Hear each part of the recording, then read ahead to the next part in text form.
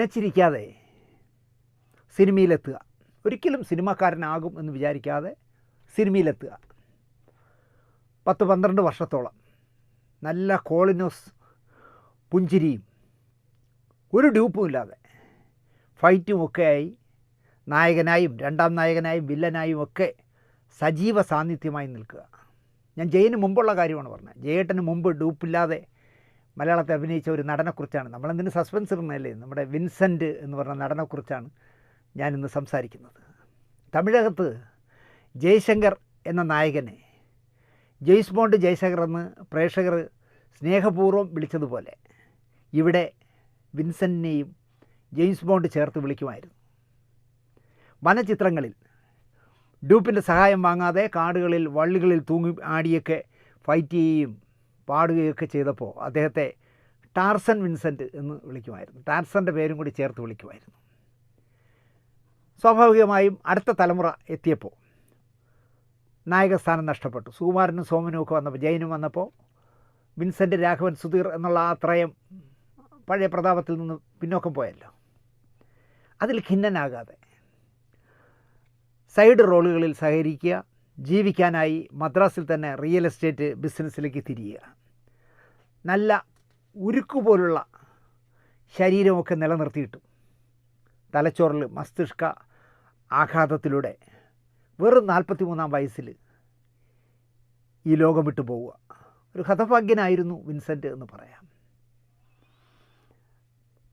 ഇതുപോലുള്ള സൂചനകൾ പറയാനാണെങ്കിൽ ഇനിയും ഒരുപാട് പറയാം. ബാലതാരത്തിൽ നിന്നും നായികയായി മാറിയ, ഇന്ത്യൻ സിനിമയിലെ താരറാണിയായി പിന്നീട് മാറിയ ശ്രീദേവിയുടെ മലയാളത്തിലെ ആദ്യത്തെ നായകനാണ് വിൻസെൻ്റ്.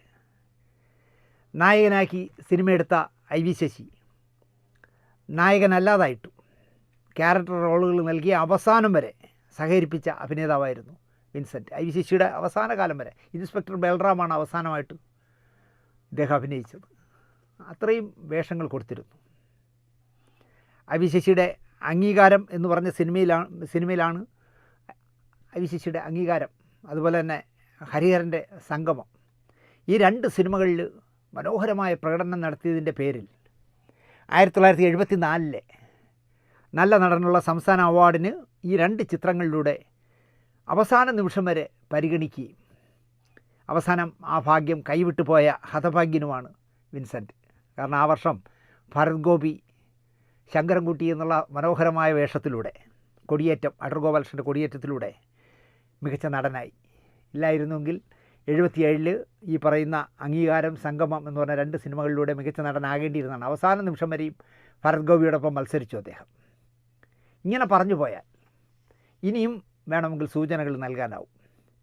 അഭിനയിച്ച് പൂർത്തിയാക്കിയതും അഭിനയിച്ചു കൊണ്ടിരുന്നതുമായ 25ഓളം സിനിമകൾ ബ്ലാക്ക് ആൻഡ് വൈറ്റിൽ നിന്ന് ആയിരുന്നപ്പോൾ മലയാള സിനിമ കളറിലേക്ക് മാറിപ്പോയതിനാൽ പെട്ടിയിലായിപ്പോയി എന്നുള്ള ഒറ്റ കാരണം കൊണ്ടാണ് നായകസ്ഥാനം നഷ്ടപ്പെട്ട ഹതഭാഗ്യനായി വിൻസെൻ്റ് മാറിയത്.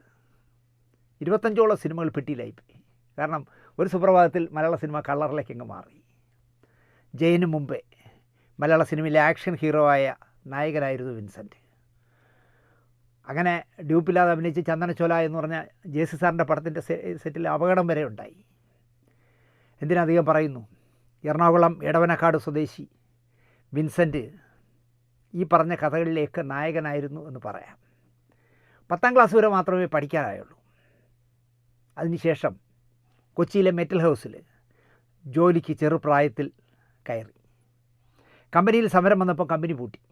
അങ്ങനെ വിൻസെൻ്റ് ജോലി നഷ്ടപ്പെട്ടു. ഈ കമ്പനിക്ക് മദ്രാസിലും ഫാക്ടറി ഉണ്ട്. അവിടെ ഒരു ജോലി തരപ്പെടുത്താനായി മദ്രാസിലേക്ക് വിട്ടു. അവിടെ വച്ച് നനച്ചിരിക്കാതെ ഒരു മ്യൂസിക് ട്രൂപ്പിനെ പരിചയപ്പെട്ടു. പാട്ടൊന്നും വശമില്ലായിരുന്നുവെങ്കിലും ജീവിക്കാനായി അവരോടൊപ്പം കൂടി. അറിയാവുന്നതൊക്കെ വച്ച് ഈ മ്യൂസിക് ടീമിനോടൊപ്പം ഹോട്ടലുകളിൽ ഗായകനായി കുറച്ച് നാൾ. തൻ്റെ തട്ടകം ഇതല്ല എന്ന് സ്വയം ബോധ്യമായപ്പോൾ അത് വിട്ട് ഒരു ഓട്ടോമൊബൈൽ വർക്ക്ഷോപ്പിൽ ജോലിക്കാരനായി. ഇവിടെയാണ് വിൻസെൻ്റ് എന്ന സിനിമാക്കാരൻ്റെ പിറവി എന്ന് പറയാം. കാരണം ഈ വർക്ക്ഷോപ്പിൻ്റെ സമീപത്താണ് ജയഭാരതി എന്ന സ്വപ്ന നായികയുടെ വീട്. അമ്മയും സഹോദരങ്ങളുമായി ജീവിക്കുന്ന ജയഭാരതിയുടെ വീടുമായി പതിയെ വിൻസെൻ്റ് അടുപ്പക്കാരനായി മാറി. മലയാളിയല്ലേ? എന്തൊക്കെ പറഞ്ഞാലും മറ്റുള്ളവരെ സഹായിക്കണമെന്ന ചിന്താഗതിക്കാരിയായിരുന്നു ജയഭാരതി. ബന്ധുവായ കൃഷ്ണൻ നായർ എന്ന ജയനെയും വിൻസെൻ്റിനെയും അടക്കം സിനിമയിലേക്ക് പരിചയപ്പെടുത്തിയതിൻ്റെ ക്രെഡിറ്റ് ജയഭാരതിക്കാണല്ലോ സ്വന്തം. 1969 20 വയസ്സുള്ള വിൻസെൻറ്റിനെ ജയഭാരതി ശശികുമാറിന് പരിചയപ്പെടുത്തി കൊടുത്തു. പ്രേം നസീർ നായകനായ റെസ്റ്റ് ഹൗസിൽ 10 വിദ്യാർത്ഥികളുടെ ഒരു ഗ്രൂപ്പിൽ ഒരുവനായി അഭിനയിക്കാനായി ഒരു ജൂനിയർ ആർട്ടിസ്റ്റിൻ്റെ വേഷം എന്ന് പറയാം. KP കൊട്ടാരക്കരയായിരുന്നു റെസ്റ്റ് ഹൗസിൻ്റെ നിർമ്മാതാവ്. മെറ്റൽ ബോക്സിലെ പണിയിൽ നിന്ന് ലഭിച്ച ഉറച്ച ശരീരമുള്ള വിൻസെൻറ്റിനെ KP കൊട്ടാരക്കരയ്ക്ക് എന്തുകൊണ്ടോ ഇഷ്ടമായിരുന്നു. അദ്ദേഹം മൂടൽ മഞ്ഞ്, ഭീകര നിമിഷങ്ങൾ തുടങ്ങിയ സിനിമകളിലും വേഷങ്ങൾ വാങ്ങിക്കൊടുത്തു. പി സുബ്രഹ്മണ്യത്തിൻ്റെ മെർലാൻഡ് സുബ്രഹ്മണ്യത്തിൻ്റെ മധുവിധുവിൽ നായകനായി, അതും ഡബിൾ റോളിൽ.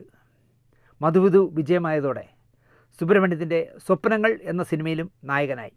അതോടെ സിനിമയിൽ വിൻസെൻറ്റിന് വേരുറപ്പിക്കാനായി എന്ന് പറയാം. സത്യമാഷിനോടൊപ്പം ഭീകര നിമിഷങ്ങൾ, കരകാണ കടൽ, 3 പൂക്കൾ എന്നിവയിൽ അഭിനയിക്കാനുള്ള ഭാഗ്യവും അല്ലെങ്കിൽ യോഗവും വിൻസെൻ്റിനുണ്ടായി എന്ന് പറയാം. പ്രേം നസീറിനൊപ്പമാകണം വിൻസെൻ്റ് കൂടുതലും അഭിനയിച്ചത്. അനിയനായും സ്നേഹിതനായും വില്ലനായും ഒക്കെ പ്രേം നസീറിനോടൊപ്പം നിരവധി സിനിമകളിൽ സഹകരിച്ചു. അഴകുള്ള സെലീനയിൽ വിൻസെൻ്റ് നായകനായപ്പോൾ പ്രേം നസീർ വില്ലനായിരുന്നു എന്നും ഓർക്കേണ്ടതാണ്. ശശികുമാറിനെ പരിചയപ്പെടുത്തി കൊടുത്ത ജയഭാരതിയോടൊപ്പം 3 വർഷം കഴിഞ്ഞപ്പോൾ IV ശശിയുടെ അയൽക്കാരിയിൽ നായകനും നായികയായിട്ട് അഭിനയിച്ചു. വിൻസെൻ്റിൻ്റെ നായികമാരായി റാണി ചന്ദ്രയും വിധുബാലയും ജമീല മാലിക്കും സുജാതയും ഉണ്ണിമേരിയും രാജകോകിലയും സീമയും ശ്രീവിദ്യയും ഒക്കെ അഭിനയിച്ചെങ്കിലും ജയഭാരതിയായിരുന്നു നല്ല ജോഡിയും ഏറ്റവും കൂടുതൽ സിനിമയിൽ ഒന്നിച്ചഭിനയിച്ചതും. ജയഭാരതിയുമായി പ്രണയമാണെന്നും ജയഭാരതിയുടെ അനുജത്തിയെ വിൻസെൻ്റ് വിവാഹം കഴിക്കുമെന്നൊക്കെയുള്ള ഗോസിപ്പുകൾ അക്കാലത്ത് സിനിമാ വാരികളിൽ പടർന്നു.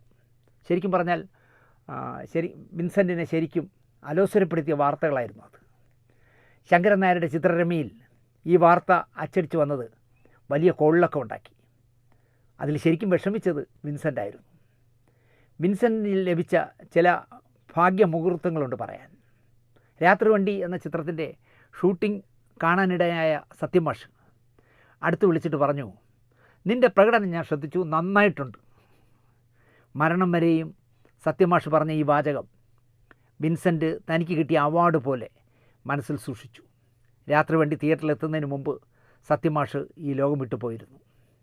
കമൽഹാസനോടൊപ്പം മറ്റൊരു സീത, തിരുവോണം, IV ശശിയുടെ വ്രതം, ഉന്നയി ചുറ്റും ലോകം എന്ന തമിഴ് സിനിമ അടക്കം വിൻസെൻ്റ് അഭിനയിച്ചു. ക്രോസ് ബെൽറ്റ്, മണിസാറിനെ പോലെയുള്ള ചെറു ബജറ്റിലെടുത്ത് നല്ല കളക്ഷൻ ഉണ്ടാക്കുന്ന സിനിമകളിൽ അധികവും വിൻസെൻ്റായിരുന്നു നായകൻ. നടീനടന്മാരെ ആവശ്യമുണ്ട്, പെൺപട, ചോറ്റാനിക്കര അമ്മ, കുട്ടിച്ചാത്തൻ, ബ്ലാക്ക് ബെൽറ്റ് തുടങ്ങി 15ഓളം ക്രോസ് ബെൽറ്റ് മണിയുടെ സിനിമകളിൽ വിൻസെൻ്റ് സഹകരിച്ചു. പാവങ്ങളുടെ പ്രേം നസീർ എന്നാണ് അക്കാലത്ത് വിൻസെൻറ്റിനെ ക്രോസ് ബെൽറ്റ് മണിസാർ വിശേഷിപ്പിച്ചിരുന്നത്. PA തോമസ് സംവിധാനം ചെയ്ത ജീസസ് എന്ന് പറഞ്ഞ സിനിമയിൽ യേശു ക്രിസ്തുവിൻ്റെ ശിഷ്യൻ യോഹന്നാനായത് വിൻസെൻ്റായിരുന്നു. സലോമിയായത് സാക്ഷാൽ ജയലളിതയായിരുന്നു. അതും ഒരു ക്രെഡിറ്റാണല്ലോ. മലയാളത്തിൽ ജയലളിത അഭിനയിച്ച പടത്തിൽ ഒരു പ്രധാന വേഷം വിൻസെൻറ്റിന് ചെയ്യാനായി. വിൻസെൻറ്റിൻ്റെ ശ്രദ്ധേയമായ സിനിമകളിൽ ഒന്നായിരുന്നു ഡോക്ടർ ബാലകൃഷ്ണൻ നിർമ്മിച്ച് എൻ്റെ ഗുരുനാഥനായ JC സാർ സംവിധാനം ചെയ്ത സിന്ദൂരം. ഈ സിനിമയ്ക്കായി സത്യനന്ദിക്കാട് എഴുതി A.T. ഉമ്മർ സംഗീതം നൽകിയ ഒരു നിമിഷം തരൂ നിന്നിൽ അലിയാൻ, ഒരു യുഗം തരൂ നിന്നെ അറിയാൻ എന്ന യേശുദാസ് പാടിയ പാട്ട് ഇന്നും എന്താ പറയുക, സൂപ്പർ ഹിറ്റാണ്. ഇതിലെ മോഹൻ എന്ന വിൻസെൻ്റ് ചെയ്ത വേഷം നായികയായ ജയഭാരതി ചെയ്ത ശ്രീദേവിയെ പോലെ തന്നെ പ്രേക്ഷകരെയും കരയിക്കുന്നതായിരുന്നു. ഏറിയാൽ 6 മാസം ജീവിച്ചിരിക്കാവുന്ന ലുക്യൂമിയ ബാധിച്ച മോഹൻ്റെ മനസ്സിന് ആശ്വാസം കിട്ടാൻ മോഹനെ ചികിത്സിക്കുന്ന ഡോക്ടറുടെ മകൾ ശ്രീദേവി സ്നേഹം അഭിനയിച്ചു മോഹനോട്. അവളെ കെട്ടാൻ ഉറപ്പിച്ച സുരേഷിനോട് വിവാഹം 6 മാസം കഴിഞ്ഞ് എന്നവൾ പറഞ്ഞു. 6 മാസം കഴിഞ്ഞു, 1 വർഷം കഴിഞ്ഞിട്ടും മോഹൻ മരിച്ചില്ല. എന്നു മാത്രമല്ല അഭിനയിച്ച ശ്രീദേവി ആത്മാർത്ഥമായി മോഹനെ സ്നേഹിച്ചു. താങ്കൾ എപ്പോൾ വേണമെങ്കിലും മരിച്ചു പോകും എന്ന സത്യം ശ്രീദേവിയുടെ അച്ഛൻ ഡോക്ടർ തന്നെ തുറന്നു പറഞ്ഞിട്ടും ഒരു ദിവസമെങ്കിൽ ഒരു ദിവസം, ഒരു നിമിഷമെങ്കിൽ ഒരു നിമിഷം മോഹൻ എൻ്റെ ഭർത്താവാകണമെന്ന് ശ്രീദേവി ശഠിച്ചു.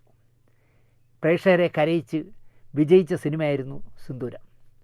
സത്യനന്ദിക്കാട് എഴുതിയ ഒരു നിമിഷം തരൂ നിന്നിൽ അലിയാൻ എന്നുള്ള പാട്ട് കൂടാതെ 4 പാട്ടുകൾ കൂടി സിന്ദൂരത്തിലുണ്ടായിരുന്നു. 4 മറ്റ് 4 പേർ എഴുതിയതായിരുന്നു. ഭരണിക്കാവ് ശിവകുമാർ, കോന്നിയൂർ ഭാസ്, അപ്പൻ തച്ചേത്ത്, ശശികല മേനോൻ എന്നിവരായിരുന്നു ഓരോ പാട്ടുകൾ വീതം എഴുതിയത്. ഇതിലെ രസകരമായ ഒരു കഥ ജേസി സാർ പറയുമായിരുന്നു. ഭരണിക്കാവ് എഴുതി എസ് ജാനകിയമ്മ പാടിയ സിന്ദൂര പുഷ്പവന ചകോരം സീത പൈങ്കിളിയോട് ചൊല്ലി നീ പാടും ഗാനത്തിൽ ആനന്ദലഹരിയിൽ എല്ലാം മറന്ന് ഞാൻ ഉറങ്ങട്ടെ എന്ന പാട്ട് ഒറ്റ ഷോട്ടിലാണ് ചിത്രീകരിച്ചത്. പാട്ടിൻ്റെ വരികൾ തെറ്റും എന്ന് തോന്നുമ്പോൾ ജയഭാരതി തലമുടി ചുണ്ടിലേക്ക് ഇങ്ങനെ അറിയാത്ത പോലെ വലിച്ചിടും. അപ്പോൾ ചുണ്ടനങ്ങുന്ന അറിയില്ല, മുടി കൊണ്ട് മറയും. അല്ലെങ്കിൽ വിൻസൻ്റെ മുതുകിലേക്ക് ചാരും. അടുത്ത വരിയിൽ പിടിച്ച് വീണ്ടും ക്യാമറയുടെ മുന്നിലേക്ക് പുറത്തേക്ക് വരും. അങ്ങനെ ഒറ്റ ഷോട്ടിൽ ഈ പാട്ട് ചിത്രീകരിച്ചു. രാഘവൻ, വിൻസെൻ്റ്, സുധീർ ഒരു കോമ്പിനേഷനായിരുന്നു. മലയാള സിനിമയിൽ എല്ലാ കാലത്തും ഇങ്ങനെ ഉണ്ടായിരുന്നല്ലോ. 3 പേരുടെ ഒരു ത്രയം എപ്പോഴും ഉണ്ടായിരുന്നു. പിന്നെ വിൻസെൻ്റ് സോമൻ ഒരു ടീമായിരുന്നു. വിൻസെൻ്റ് സുകുമാരൻ, വിൻസെൻ്റ് രവികുമാർ, വിൻസെൻ്റ് ജോസ്, ഇങ്ങനെയുള്ള കൂട്ടുകെട്ട് പ്രേക്ഷകർക്ക് അക്കാലത്ത് വലിയ ഇഷ്ടമായിരുന്നു. ഗാനരംഗങ്ങളിൽ അക്കാലത്ത് പ്രേം നസീർ കഴിഞ്ഞാൽ വിൻസെൻറ്റിനെ ആയിരുന്നു പ്രേക്ഷകർക്ക് ഇഷ്ടം. എപ്പോഴും ഒരു കോളിനോസ് ചിരിയുള്ള കോളിനോസ് നായകനായിരുന്നല്ലോ വിൻസെൻ്റ്. മനസ്സിൻ്റെ കാതിൽ മന്ത്രിക്കും എന്നുള്ള മനോഹരമായ ചോറ്റാനിക്കര അമ്മയിലെ പാട്ട്, ദേവി നിൻ ചിരിയിൽ ഒരു നിമിഷം തരൂ നിന്നിൽ അലിയാൻ, ഇലഞ്ഞി പൂമണം ഒഴുകി വരും, എന്തിനെന്നെ വിളിച്ചു നീ വീണ്ടും, വാഗപ്പൂ മരം ചൂടും, വാരിളം പൂങ്കുലയ്ക്കുള്ളിൽ, സൂപ്പർ ഹിറ്റുകളായ ഈ പാട്ടുകളൊക്കെ പാടി അഭിനയിച്ചത് വിൻസെൻ്റായിരുന്നു. പി ചന്ദ്രകുമാറിൻ്റെ ആരതി എന്ന് പറഞ്ഞ സിനിമയിൽ സുകുമാരനായിരുന്നു നായകൻ. ചിരിക്കുന്ന വില്ലനായി വിൻസെൻ്റ്. എം ജിയുടെ അടിയൊഴുക്കുകളിലെ കുമാരൻ, ഐ വി ശശിയുടെ ഉണരുവിൽ ഇടവക വികാരി ഫാദർ വില്യംസ്. ഓർക്കാവുന്ന കുറേ സ്വഭാവ വേഷങ്ങൾ വിൻസെൻറ്റിന് പിന്നീട് കിട്ടി നായക വേഷം കഴിഞ്ഞപ്പോൾ. 43-ാം വയസ്സിൽ മസ്തിഷ്ക ആഘാതത്തിലാണ് അദ്ദേഹം മരിച്ചത്.